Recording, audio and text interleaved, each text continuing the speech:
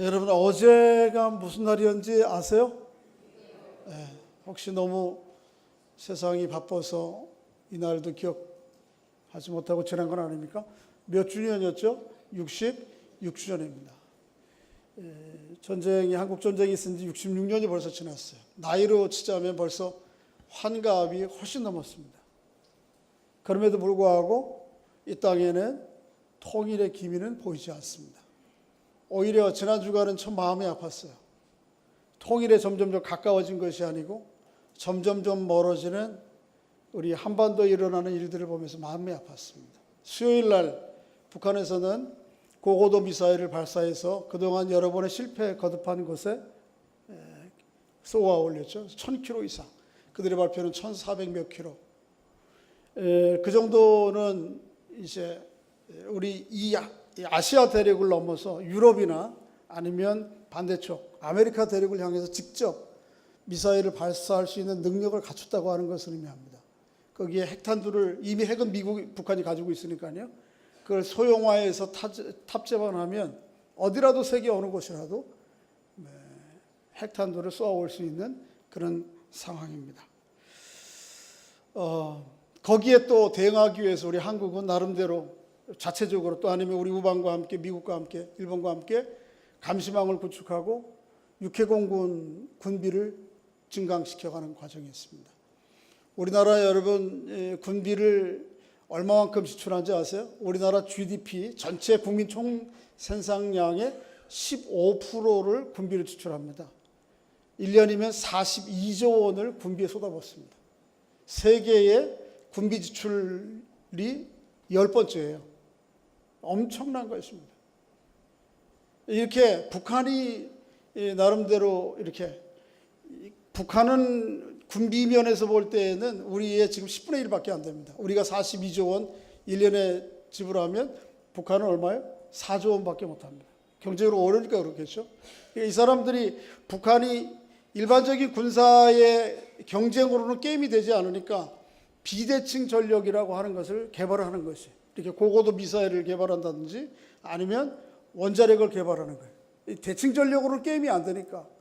그래서 그걸 가지고 자기들의 체제를 소화하려고 그러고 때로는 우리를 뛰어넘어서 미국과 함께 협상하려고 그러고 그래서 좋은 유리한 것들을 얻어내려고 하는 그런 형편입니다. 이런 것들을 보면서 참 마음이 아팠어요. 우리의 소원은 통일, 그렇게 이야기는 하고 또 6.25 노래와 함께 늘 우리가 이럴 때마다 부르는 노래인데 과연 우리의 소원은 통일, 우리의 바람과 기대처럼 좀 가까워졌는가? 아닙니다. 그렇지 않아요. 그동안 좀 있었던 남북 간의 민간 교류, 개성공단, 또 금강산, 관광, 여러 모든 것들이 다 무너지고요. 급기야는 한국 사람들을 잡아다가 이렇게 볼모로 삼고 죽이는 일들이 이제 노골적으로. 그래서 지난번에 사실은 제가 노회에 백두산에 좀 가볼 일이 있었는데 그 일정이 갑자기 변경돼서 북한을 백두산 못 갔어요. 인근에 가면 북한이 어떤 일을 벌일지 모르니까. 그래서 이 남북한이 통일이 가까워진 것이 아니고 점점점 멀어졌어요. 남북이 지금 가지고 있는 군사력만 가지면 이 한반도를 완전히 초토화하고도 남습니다. 이미 북한이 남한을 향해서 남한 저 압록강 끝에 거기서부터 두만강 끝에서부터 미사일을 쏘면 한국의 전 지역이 다 들어 이미 그것은 뭐 말할 것도 없고요. 대륙간도 4,000km, 5,000km를 향해 날릴 수 있으니까요. 우리도 역시 마찬가지입니다. 우릭소 제가 발표한 공식적인 것도 이미 벌써 북한의 전 영역을 커버하는 미사일이 개발됐고요. 또 우리는 돈이 있으니까 그 군비 증강 면에 있어서 게임이 안 되는 것입니다. 그러니까 이런 상태로 계속되면 그래서 극한 대치로 인해서 어떤 일이 벌어지면 남북한이 완전히 초토화되는 것입니다. 안타까운 현실이에요. 6.25를 맞으면서 안타까운 현실. 저는 참 많이 먹었습니다. 어떻게 될까요? 그럼에도 불구하고 우리의 소원은 통일. 우리는 그렇게 부르짖지 않을까요? 그 꿈을 꿔야 됩니까? 또 어떤 사람들은 이 통일에 대해서 실현 불가능하다고 하는 정도가 아니고 왜 굳이 우리가 통일해야 되느냐, 그런 또 생각을 가진 사람들이 있어요. 특히 젊은 사람들. 우리 굳이 통일해봐야 우리의 짐이지, 고통이지. 그래, 통일하지 말자. 그렇게. 우리 그리스도인들이 우리나라 민족을 바라보고 또 분단된 남북을 어떤 관점으로 바라봐야 될지 오늘 말씀을 통해 좀 살펴보기를 원합니다. 오늘 우리가 함께 읽은 말씀 에스겔서 37장은 배경을 조금 말씀드리면요, 저를 보세요. 에스겔은 이스라엘 백성들이 포로가 된 상태에서 선지자로 부름을 받았습니다. 그래서 에스겔서가 크게 두 부분으로 전반부와 후반부로 나눠지는데, 전반부는 에스겔이 이스라엘이 바벨론의 포로가 아직 되기 직전에 부름을 받았고요. 결국은 나중에는 예루살렘 성전까지도 완전히 돌 위에 돌 하나 남지 않는 초토화 되는 장면을 맞습니다. 그 사건이 이루어지기 전까지는 이스라엘 백성들이 계속 지금같이 하나님 앞에 불의하게 살면 완전히 하나님 앞에 심판대로 말미암아 바벨론에 의해서 포로가 될 것이고, 그 포로가 되는 것들은 기정사실이고 이것을 돌이킬 방법이 없다라고 하는 경고의 메시지를 계속해요. 그 1장부터 24장까지. 그런가 하면 33장부터 38장, 특히 뒷부분에서는 다른 메시지예요. 그 중간에 어떤 사건이 있는가 하면 예루살렘이 바벨론에 의해서 무참하게 짓밟히고 성전이 완전히 다 무너진 상태가 되어버립니다. 그리고 많은 사람들이 바벨론에 의해서 거의 다 끌려와서 노예 생활을 하는 이런 상황 가운데에서 에스겔을 통해서 하나님께서 이후에는, 후반부에는 다른 메시지를 주세요. 이스라엘 백성들이 그럼에도 불구하고 너희들이 돌이키고 회개하면 너희들을 하나님의 주권과 역사로 말미암아 회복시켜 주셔서 더 이상 전쟁하지 아니하고 갈등하지 아니하는 하나님의 백성, 내가 하나님이 되고 너희는 나의 백성 되는 그 나라로 회복시켜 주실 거라고 하는 그런 간절한 기대와 소망을 후반부에는 담고 있어요. 그게 33장부터 48장까지 그 중간에 후반부에 가장 하이라이트가 되고 있는 말씀이 오늘 본문 37장입니다. 37장은 이스라엘 백성들이 고통 가운데 있는 바벨론의 포로가 돼서 엉망이 되어버린 이 백성들을 하나님께서 어떻게 회복시킬 것인가에 대한 하나님의 기대를 담고 있습니다. 한번 좀 읽어보겠습니다. 왜 이스라엘 백성들이 그 지경이 되었는가, 원인을 한번 좀 생각해 보시면, 한번 37장 1절 2절을 한번 읽어볼까요? 시작. 여호와께서 권능으로 내게 임하시고 그의 영으로 나를 데리고 가서 골짜기 가운데 두셨는데 그 뼈가 가득하더라.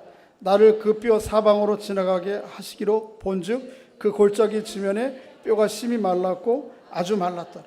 그들이 그렇게 이렇게 완전히 해골 골짜기가 된 이스라엘 백성들을 그렇게 비유한 거예요. 하나님께서 에스겔에게 그런 환상을 보여주시는 겁니다. 그런데 이스라엘 백성들이 그렇게 된 이유는 뭐냐 하면 1장에 가보시면 나오는데, 하나님께서 이스라엘 백성들을 패역한 백성이라고 그래요. 그와 그의 조상 때부터 아버지 되시는 하나님을 패역하고 돌아섰어요. 예레미야서 2장에도 13절에도 동일한 말씀이 나오는데, 그들이 생수의 근원이 된 나를 버리고 스스로 웅덩이를 팠는데 그 웅덩이가 터진 웅덩이라 더 이상 물을 가두지 못하는, 그래서 이스라엘 백성들이 아버지 되신 하나님을 버린 거예요. 그 결과로 말미암아 그들은 뭐가 된 것입니까? 마른 뼈의 골짜기와 같은, 그것도 아주 심히 마른 뼈의 골짜기와 같은 그런 죽음의 환경들을 맞게 된 것입니다. 똑같아요. 오늘이나 그때나 이 남쪽이나 북쪽이나 다 참 생수의 근원 되신 하나님을 저버리게 되면 우리에게 남는 것은 해골밖에 없어요. 여러분 기억하셔야 돼요. 여러분 개인적으로도 마찬가지고 우리 공동체적으로도 마찬가지고 우리 가정도 마찬가지예요. 우리의 생수의 근원 되신 하나님을 버리면 남는 것은 해골골짜기밖에 없어요. 그런데 오늘 본문 2절에 보면 그 뼈들이 아주 심히 말랐어요.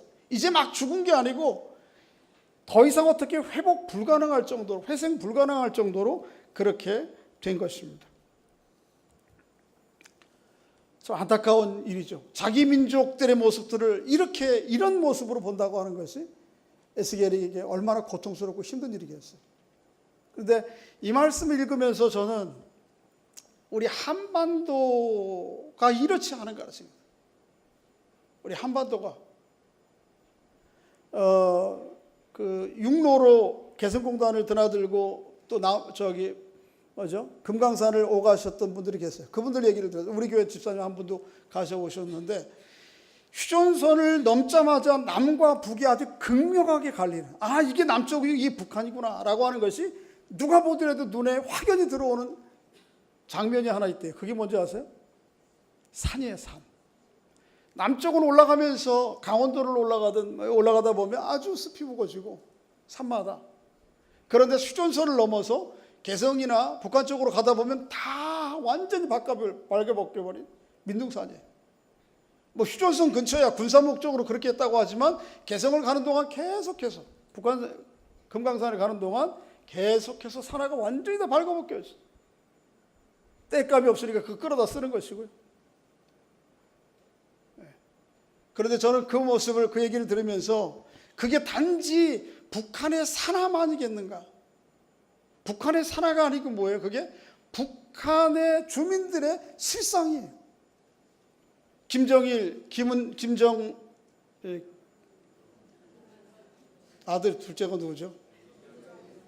열받으면 생각이 싹 지나가 버려요. 그 정권에 의해서 완전히 북한 사람들이 완전히 발가벗겨져 버렸어요. 옷 하나 걸칠 게 없고 먹을 게 없는 그 수많은 사람들이 사실은 북한에서는 기아 선상에 놓이고 굶어 죽습니다. 평양을 중심으로 한 기득권의 소수자들만 허위호식하고 무슨 우리는 생각지도 못하는 세계적인 명품들을 끌어다 쓰면서도 수많은 사람들이 굶어 죽어요. 공산주의라고 하는 주체 사상이라고 하는 이데올로기를 내걸어 사상을 걸었지만은 실제적으로는 김정일, 그 김정은 가족의 독재에 의해서 사람들이 완전히 벗겨져 버려요. 이게 북한이에요. 그러니까 마른 뼈, 오늘 본문에 나오는 37장에 나오는 이 마른 뼈의 골짜기는 다른 것이 아니고 바로 북한이에요. 이 한반도예요. 그런데 북한만이 아니에요. 남한은 좀 어떠세요?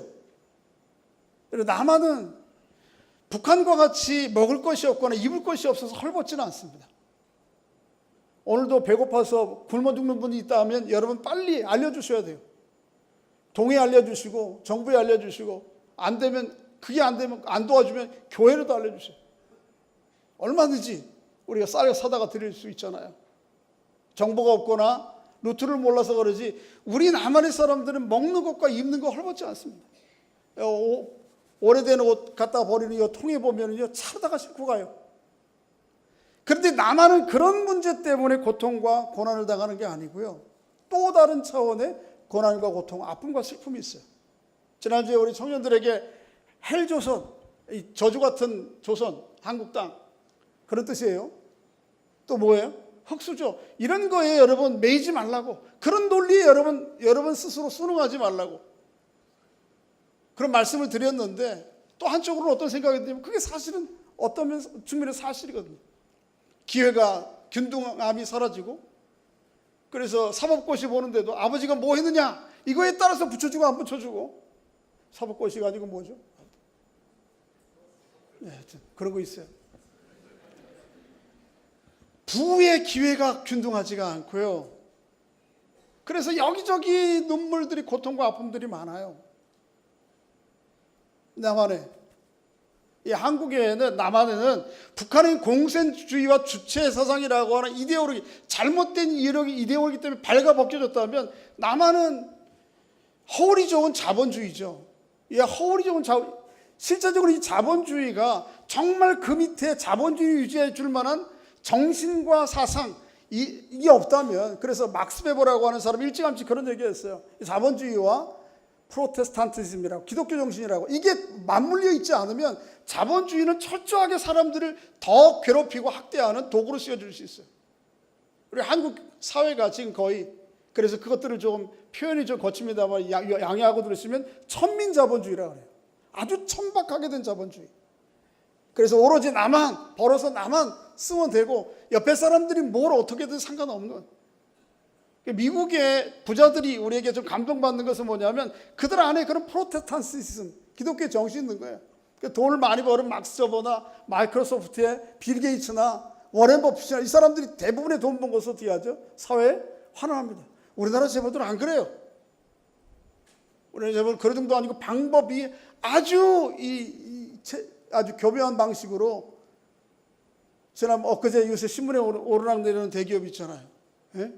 그 총수가 예를 들면 1,000원짜리 땅을 샀어요. 개인으로. 그런데 이것을 자기가 운영하는 회사에서는 얼마로 사줘요? 5,000원에 사줘. 그러면 그 사람은 개인적으로 4,000원씩 돈을 버는 거예요. 그런 식으로 내가 다 그런 건 아니에요. 여러분 재벌을 다 그렇게 보면 안 돼. 그러나 상대적으로 볼 때에 이 자본주의라고 하는 것이 정말 그 안에 성경의 원리와 꼭 성경의 원리이더라도 그것을 떠받칠 만한 윤리와 의식이 없게 되면 이 자본주의는 아주 고통스러운 현장이 되고 마는 것이. 우리나라가 그 중에 하나예요.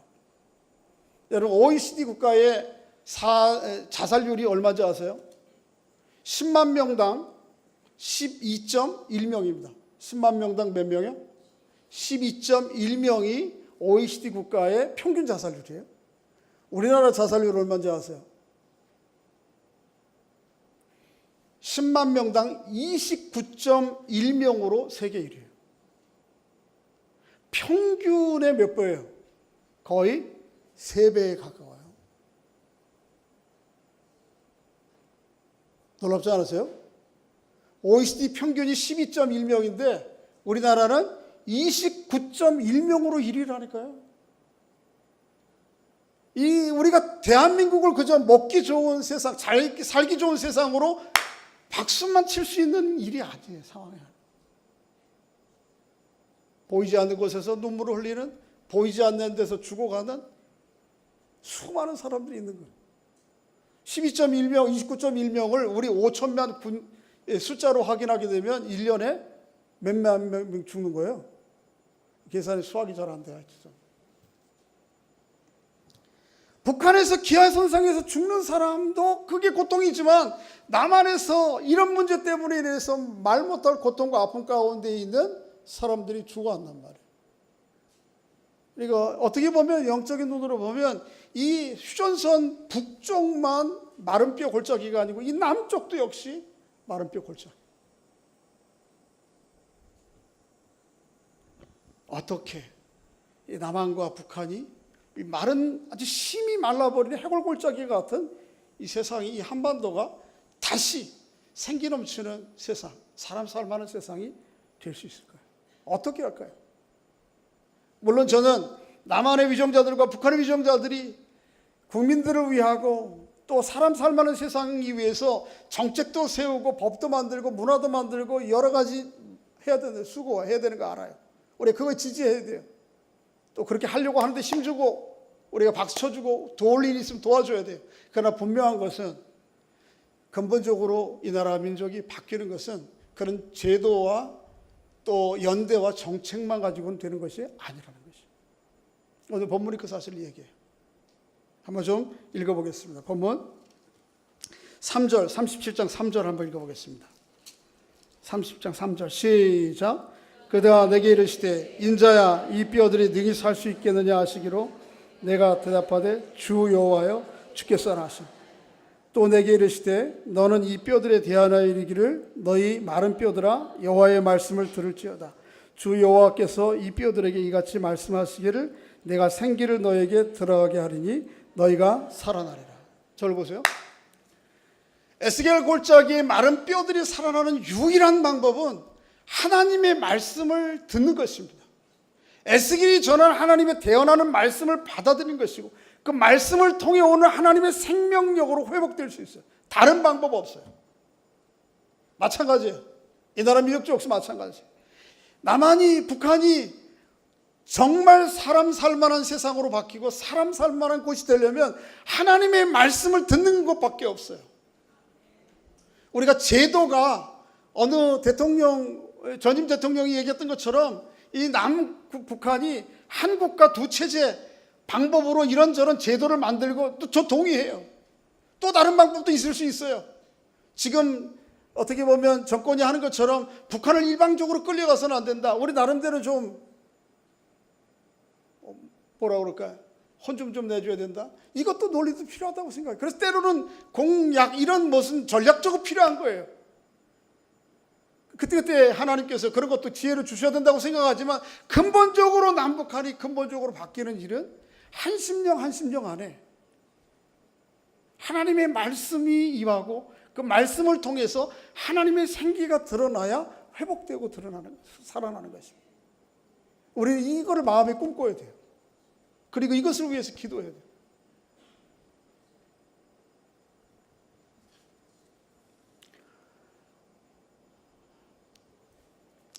그런데 오늘 본문 말씀 가운데에는 이렇게 근본적으로 하나님의 말씀과 생기로 말미암아 이 골짜기의 마른 뼈들이 회복될 것을 말씀하시면서 또 하나의 아주 중요한 하나님의 마음을, 꿈을 우리에게 보여주세요. 그것은 뭐냐 하면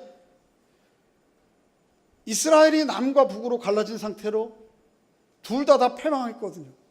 형제의 나라가 서로 싸우다가 서로 견제하고 긴장하고 갈등하다가 이웃 나라들에게 다 먹혀버렸거든요. 그렇게 먹혀버린 두 나라를 하나님께서 하나로 회복시켜 주시겠다라고 하는 것이 오늘 우리가 읽은 본문 16절부터 그 이하예요. 자, 저를 보세요. 이스라엘은 원래 어떻게 만들어진 나라입니까? 야곱의 아들이 몇이었어요? 12 형제 공동체예요. 그런데 이 형제로 만들어진 나라가 솔로몬 이후에 여로보암 시대에 나라가 둘로 나뉘죠. 남쪽은 르호보암을 중심으로 두고 유다와 베냐민과 함께 나라를 이루어요. 유다. 그리고 북쪽은 여로보암이라고 하는 지도자와 나머지 10지파들이 동맹을 해서 한 나라를 만듭니다. 그게 뭐죠? 이스라엘.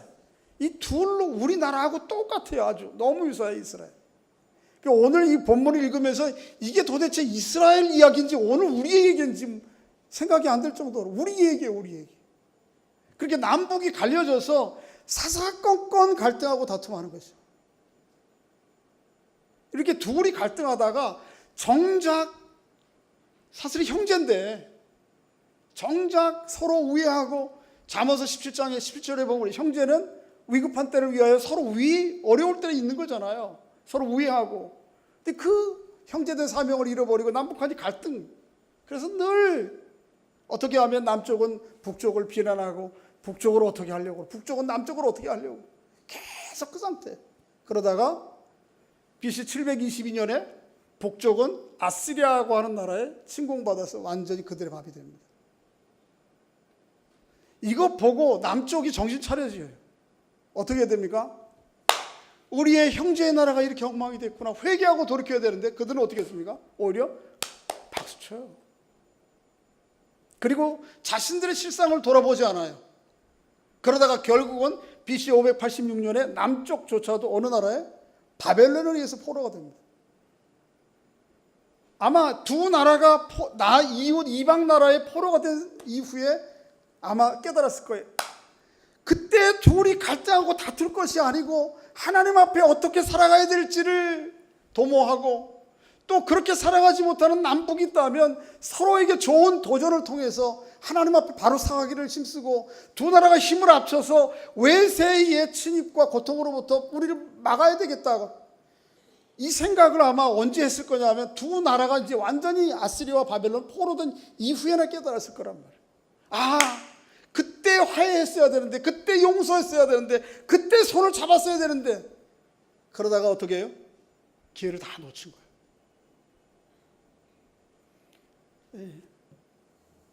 여러분, 용서할 기회가 많지 않습니다. 서로 화해하고 용서할 기회를 미루지 마시고 화해하고 용서하는 여러분과 제가 될 수 있기를 주의 이름으로 축복합니다. 여기에도 그런 내용이 나와요. 우리를 서운하게 하고 고통스럽게 하는 가족들이 왜 없겠어요? 그들과 어떻게 해야 돼요? 용서하고 화해해야 돼요. 그 기회가 많지 않아요. 오늘 본문에 나오는 이스라엘 백성들처럼 영원히 그 기회를 못 찾을 수도 있어요. 이게 얼마나 하나님 앞에 부끄러운 일이에요. 그러니까 여러분 화해하실 수 있기를 바랍니다. 기회를 미루지 말고 할렐루야. 이 두 나라가 남북한이 서로 시기하고 질투하면서 사니 죽이느니 살리느니 이러고 있을 때가 아니고 정말 두 나라가 한 형제니까요. 한 나라니까 한 민족이니까 하나가 되어서 하나님 앞에 바로 살아갈 길을 찾고 외세의 침입에 대해서 어떻게 대처할까를 우리가 모색을 해야 되는데 그렇지 않은 거죠. 근데 하나님께서 두 나라가 완전히 다 이웃 나라의 포로가 된 후에 그들을 회복시켜 주시겠다고. 그리고 그 둘을 회복시켜 주시면서 그 기회를 통해서 이 둘이 갈라져 원수가 되어서 갈라진 이 두 나라를 하나가 되게 해주셨다고 하는 것이 오늘 본문이에요. 자, 한번 읽어보겠습니다. 17장 37장 16절이죠. 한번 읽어보겠습니다. 37장 16절 시작. 인자야 너는 막대기 하나를 가져다가 그 위에 유다와 그 짝 이스라엘 자손이라 쓰고 또 다른 막대기 하나를 가지고 그 위에 에브라임의 막대기 곧 요셉과 그 짝 이스라엘을 온 족속이라 쓰라 하고 그 막대기들을 서로 합하여 하나가 되게 하라. 내 손에서 둘이 하나가 되리라. 내 민족이 내게 말하여 이르기를 이것이 무슨 뜻인지 우리에게 말하지 아니하겠느냐 하거든 너는 곧 이르기를 주 여호와께서 이같이 말씀하시기를 내가 에브라임의 손에 있는 바 요셉과 그 짝 이스라엘 지파들의 막대기를 가져다가 유다의 막대기에 붙여서 한 막대기가 되게 한즉 내 손에서 하나가 되리라고 하셨다고 하라. 저를 보세요. 두 나라 없어졌어요. 이미 하나는 아시리아에 하나는 바벨론에 먹혀버렸어요. 그래서 그들의 이방 땅에서 노예로 고통스럽게 살아가는 그들에게 에스겔 선지자에게 막대기 하나 두 개를 구해가지고 한 판에다가 뭐라고 써요? 유다 그렇게 쓰고 한 판에는 뭐라고 쓰고? 이스라엘이라고 쓰라고. 그리고 그것을 내 손에서 합쳐서 하나가 되게 하라. 젓가락으로 두 개 만들듯이. 이게 무엇이냐? 마치 두 막대기가 쉽게 에스겔의 손에서 하나가 된 것처럼 하나님의 손에서 남과 북이 원수로 영원히 갈라져 버린 그 두 나라가 하나가 되게 하시라. 내 손에서 하나가 되게 할 것이다. 이것을 너는 이스라엘 백성들에게 선포하고 전하라는 것입니다.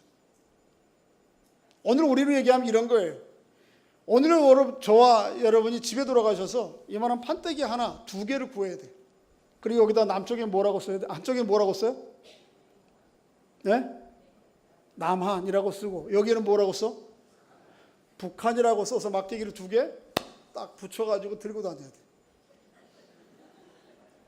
사람들이 물을 거예요. 뭔 부채가 그렇게 생겼어? 부채가 아닙니다.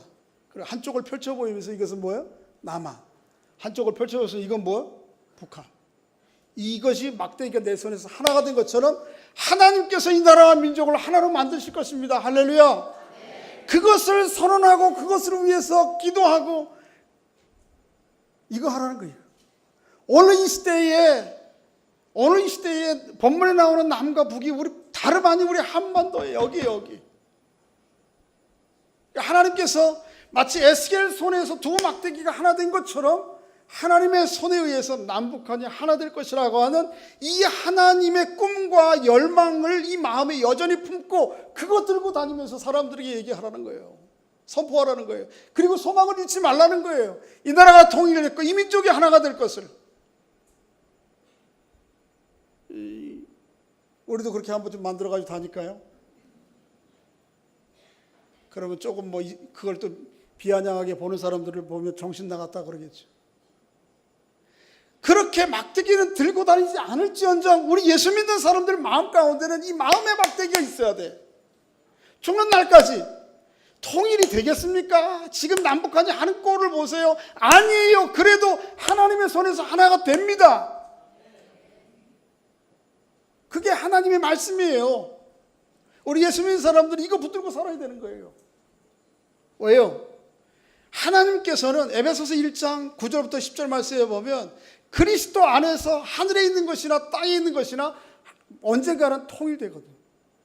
이게 하나님의 마음이거든요. 하늘에 있는 것이나 땅에 있는 것이나 땅 안에 있는 우리끼리 이거 하나가 되는 거, 하나님 안에서 그리스도 안에서 하나가 되어야 되는 것이거든요. 여러분과 제가 개인적으로 하나가 되는 것뿐만 아니고 이 민족이 하나가 되는 것이에요. 이게 하나님의 뜻이에요. 언젠간 하나님의 나라에 그걸 우리가 이루어질 것이에요. 우리가 그 꿈을 가지고 사는 거예요. 그런데 그 하나가 되는 일의 시작을 먼저 어디에서 해달라는 것입니까? 이 한반도에서 해달라고 하는 기대와 소망인데 왜 그것이 잘못된 것입니까? 저는 우리 남북한 문제에 있어서 남한 내에 때로는 북한에도 그런 부류가 있겠죠. 이걸 너무 정치적으로 이렇게 가져가는 사람들이 있어요. 그게 우든 아니 진보든 보수든 역시 마찬가지. 그래서 여러분 기억해야 될 것은 우리가 어떤 사람들의 관점의 자리에 서야 될까는 우리 그리스도인들이 좀 달라야 돼요. 나는 보수다, 나는 진보다 이렇게 가면 안 돼요. 그 예수 믿는 사람 아니에요. 어떻게 해야 됩니까? 내가 선 사람들이 이 나라와 이 민족을 하나 되게 점점점 하나 되는 것을 강화하는 쪽에 있느냐, 아니면 점점점 분열을 고립하고 고착화하는 길에 있느냐, 이것에 따라서 우리의 선택을 달리해야 돼요.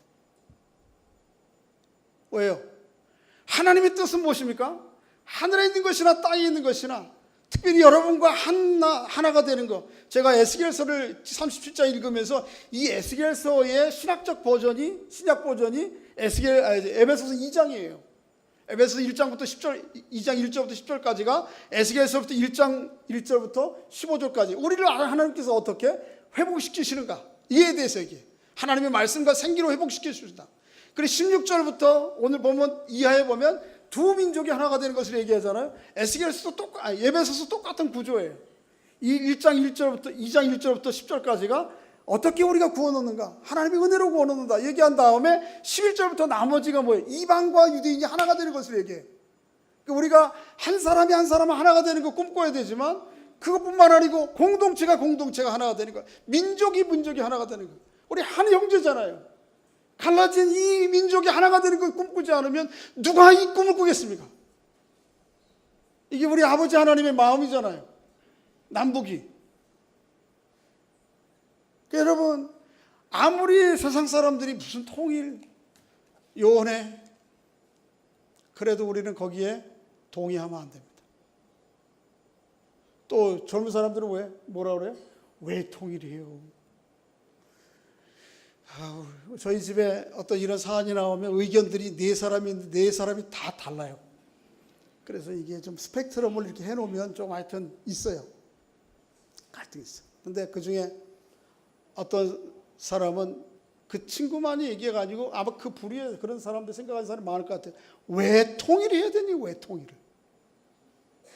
통일하면 우리가 북한 매겨 살려야 되는데 왜 통일하냐? 여러분, 경제적인 논리로 얘기하면 그렇게 얘기할 수 있어요.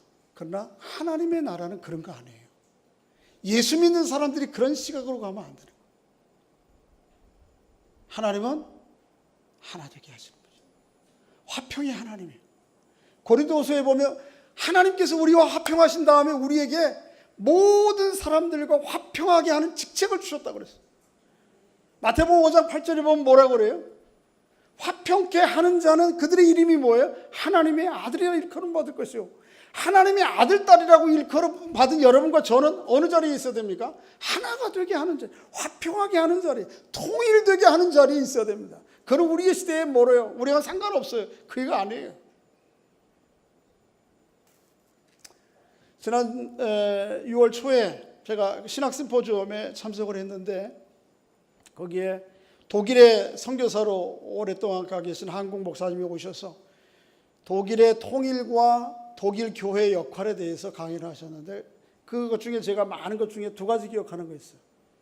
하나는 뭐냐면 독일 통일이 갑자기 왔다는 거예요. 야, 통일하자, 준비하자 이러고 있는 게 아니고 어느 날 갑자기 그저 동구권이 무너지면서 와르르 무너졌어요. 브란덴부르크니 무너지고 막 사람들이 넘나들고 와 만세 부르고 자기들 준비된 것도 없이 왔다는 거예요. 한반도의 통일 어떻게 올까요? 저는 그런 방식으로 올 거라고 생각해요. 어느 날 갑자기 옵니다. 그게 내년일 수도 있어요. 왜 웃으세요? 독일이 통일되기 1년 전에 통일될 거라고 예측하고 생각했던 사람은 없습니다. 거의 없습니다. 갑자기 무너집니다. 한국 통일 똑같은 방식으로 올 수 있어요. 왜 남의 일이라고 먼 얘기라고 생각할 게 아니에요. 두 번째는 뭐냐 하면 서독의 교회와 목사들이, 목회자들이 또 서독의 사람들이 분단된 동독을 계속해서 위에서 기도하고 후원하고 도와왔다는 거예요. 어느 정도냐면 독일은 목사님들이, 목회자들이, 종교인들이 공무원입니다. 그래서 국가에서 월급이 나와요. 그런데 서동 목사님들이 월급을 국가에서 받은 것 중에 30%를 띄어서 동독 목사님과 교회에 보냈다는 거예요. 계속해서. 저는 그 얘기를 듣고 너무 부끄러웠어요.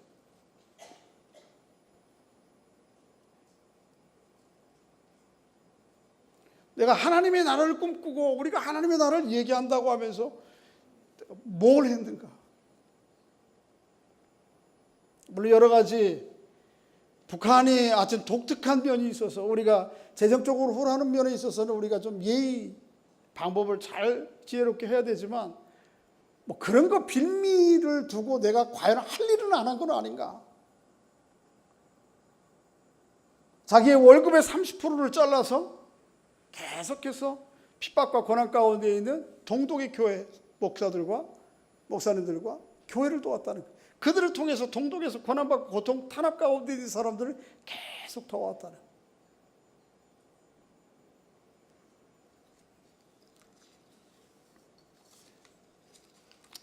우리는 이 한반도의 통일을 남의 일로 생각하면 안 됩니다. 하는 짓거리 보면 북한에 내 막내 동생 뻘도 안 되는 건데 너무 철이 없어요. 그래서 그렇다고 해서 손가락질만 하고 저것도 우리하고 상관없는, 그러면 안 되는 거예요.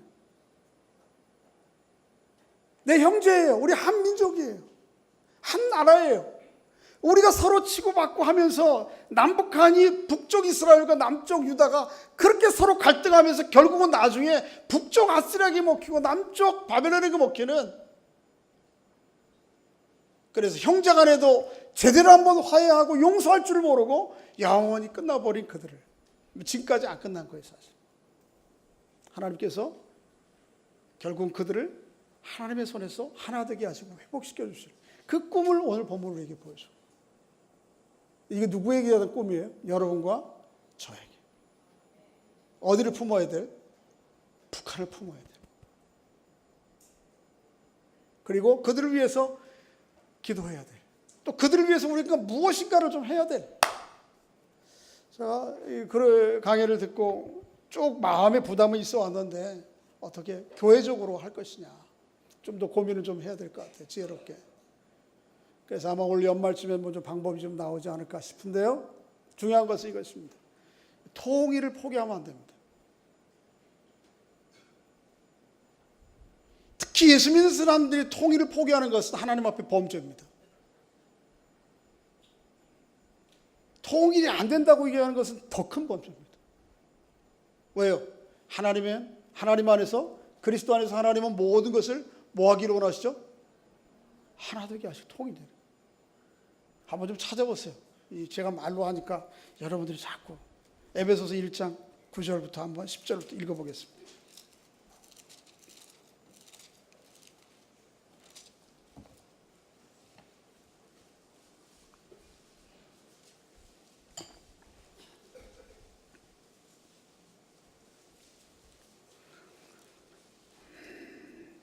팔절부터 읽어볼까요? 에베소 1장 8절부터 시작. 이는 그가 모든 지혜와 총명을 우리에게 넘치게 하사 그 뜻의 비밀을 우리에게 알리신 것이요 그의 기뻐하심을 따라 그리스도 안에서 때가 찬 경륜을 위하여 예정하신 것이니 하늘에 있는 것이나 땅에 있는 것이나 다 그리스도 안에서. 이게 누구의 마음이에요? 하나님의 마음이에요. 하나님의 의지예요. 여기에 남과 북한은 당연히 있는 것입니다. 통일은 누구의 의지라고요? 하나님의 의지고 하나님의 마음이에요. 그러니까 이거 포기하면 안 되는 거예요. 그리고 북한을 위해서 뭐 해야 돼요? 끊임없이 기도해요. 그리고 북한을 위해서 어떻게 해요? 우리가 할 수 있는 일이 무엇인가를 찾아봐야 돼요. 우리가 짐을 져야 될 짐이 무엇인가를 찾아요.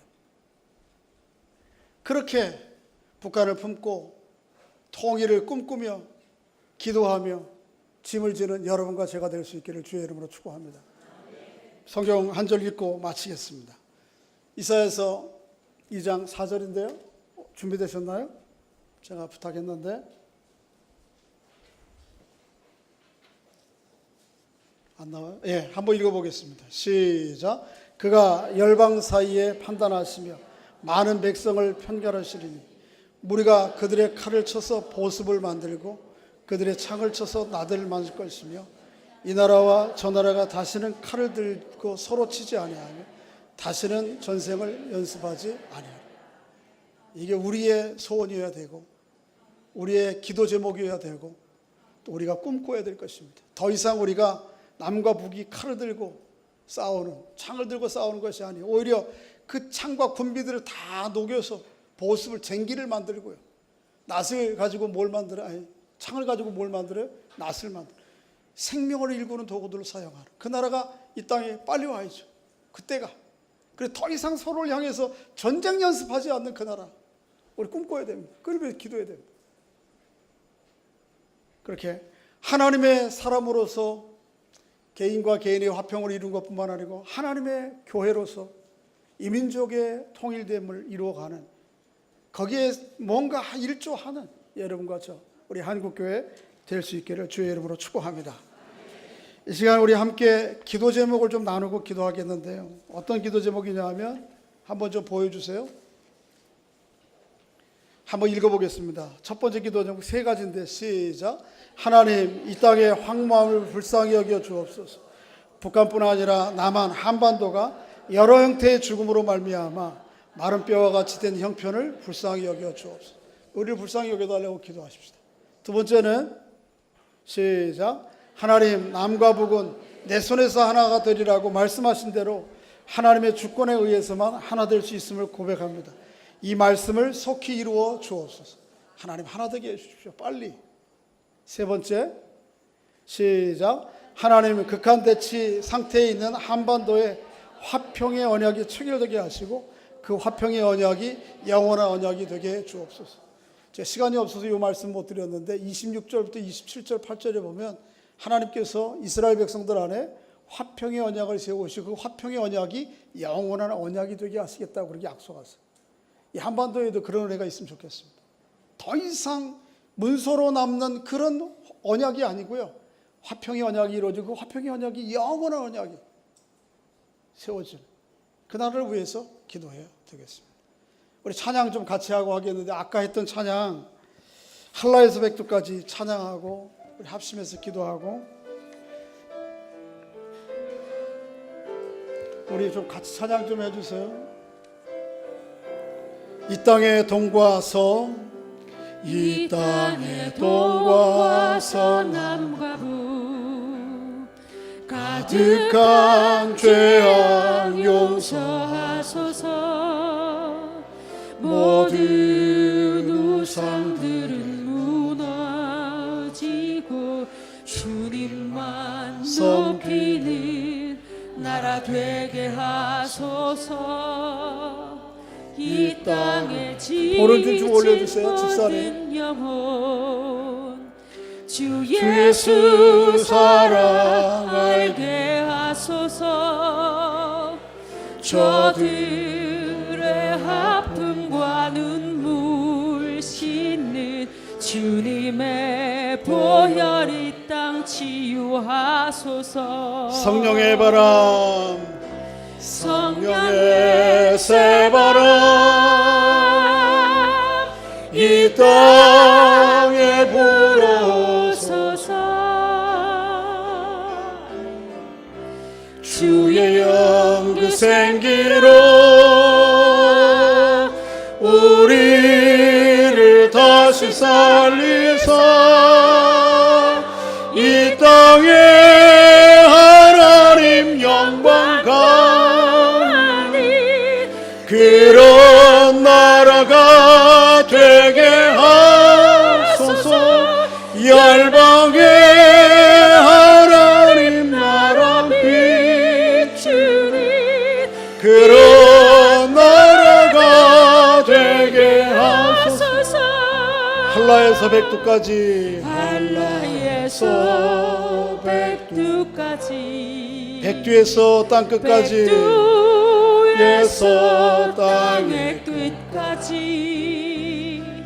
주님 오실 길을 예비하며 주님만 섬기는 나라 되게 하소서. 이 땅에 주의 모든 교회, 이 땅에 주의 교회 위에 하늘의 생기 부어 주소서.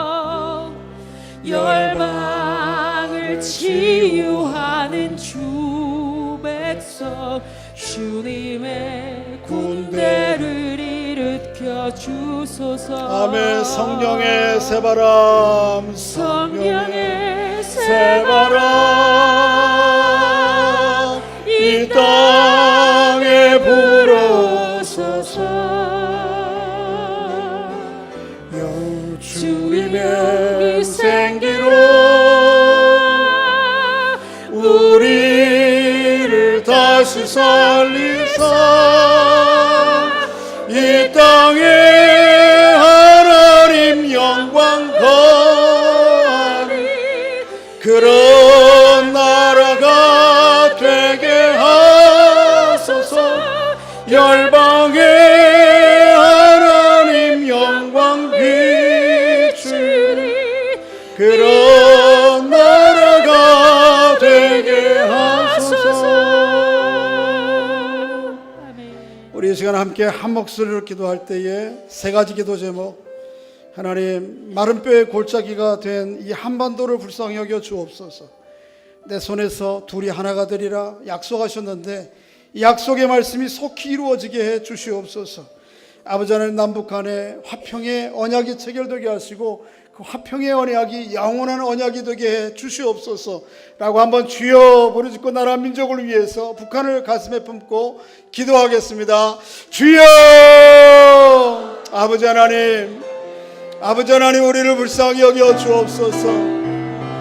하나님, 남과 북이 마른 뼈의 골짜기와 같은 것을 불쌍히 여겨 주옵소서.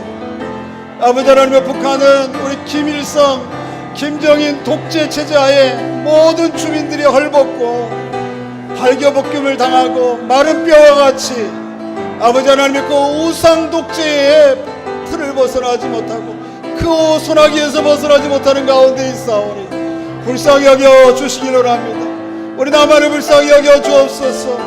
물질적인 풍요에 젖어 아버지 하나님의 돈과 재화가 우리의 삶의 유일한 목적이 되어버린 하나님의 만머리즘에 우리의 영혼이 벗겨진 우리를 불쌍히 여겨 주시기를 합니다. 아버지의 말씀만이, 주의 영만이 우리를 회복시키실 수 있습니다. 이 나라 민족 한반도에 하나님의 말씀에 영이 충만하게 임하도록 역사해 주옵소서. 그래서 하나님 안에서 두 나라가 하나가 되리라 말씀하신 대로 둘을 하나 되게 해 주옵소서. 이 약속의 말씀이 우리 세대에 속히 일어나게 주시기를 원합니다. 이 한반도에 화평의 언약이 체결되게 하시고 이 화평의 언약이 영원한 언약 되도록 우리 하나님 인도하여 주옵소서. 하나님의 사람들이 아버지의 마음 품고 끝없이 기도하며 우리가 져야 될 몫과 짐이 무엇인지 거룩하게 이 거룩한 대가를 치러가는 하나님 나라, 하나님 백성 될 수 있도록 하나님 인도해 주시옵소서. 아버지 하나님, 이 나라 민족이 한 형제가 둘로 갈리어져 전쟁을 한 날이 벌써 사람의 나이로 환갑을 넘겼는데 이 땅은 하나가 될 기미가 보이지 않습니다. 하나님, 우리를 불쌍히 여겨 주옵소서. 북한은 김일성 우상으로 백성들이 완전히 발가벗김을 당한 상태에 있고 남한은 만몬주의 우상 때문에 영원히 발가벗겨버린 상태에 있습니다. 남북한 마른 해골골짜기가 된 이 한반도를 불쌍히 여겨 주옵소서. 오로지 주의 말씀과 생기만이 우리를 회복시키신다고 말씀하셨사온즉 남과 북의 모든 심령 가운데 주의 말씀을 허락해 주옵소서. 주의 성령의 은혜를 덧입혀 주시옵소서. 그래서 한 사람 한 사람 살아나고 또 이 민족이 하나 되게 해 주옵소서. 막대기 두 개가 에스겔의 손에서 하나가 된 것처럼 남과 북이 우리 하나님 안에서 한 민족 되게 한 나라 되게 하신다고 약속해 주셨사온즉 그 약속의 말씀이 속히 일어나게 해 주시옵소서. 이스라엘 백성들은 70년 만에 고국으로 돌아왔습니다. 하나님, 이 남북한이 대결이 무너지는 것은 독일이 무너진 것처럼 한순간에 이루어질 수 있습니다. 우리에게도 70년을 넘지 않고 이 나라가 통일되게 해 주옵소서. 하나님 때에 아버지 하나님 속히 이루어 주시옵소서. 남북한이 더 이상 갈등과 대립하지 아니하고 화평의 언약을 체결하게 하시고 하나님이 화평의 언약이 영원한 언약이 되도록 주여 은혜를 베풀어 주시옵소서. 하나님의 주권과 능력 가운데 이루어지게 해 주옵소서. 이 하나님의 마음을 우리의 마음에 품고 끝없이 기도하며 우리가 치러야 될 대가와 짐이 무엇인지 하나님이 기꺼이 거룩한 마음으로 짐을 지고 대가를 치르는 우리 하나님의 사람들 될 수 있도록 역사해 주시옵소서. 이제는 우리 구주 예수 그리스도의 은혜와 아버지 하나님의 크신 사랑과 성령 하나님의 감화 감동 교통하시며 충만케 하시며 승리케 하시는 은사가 사랑하는 성도들과 저들의 가정 위에와 이 교회 위에 남한과 북한 이민족 위에 이제부터 영원토록 함께 있을지어다. 아멘.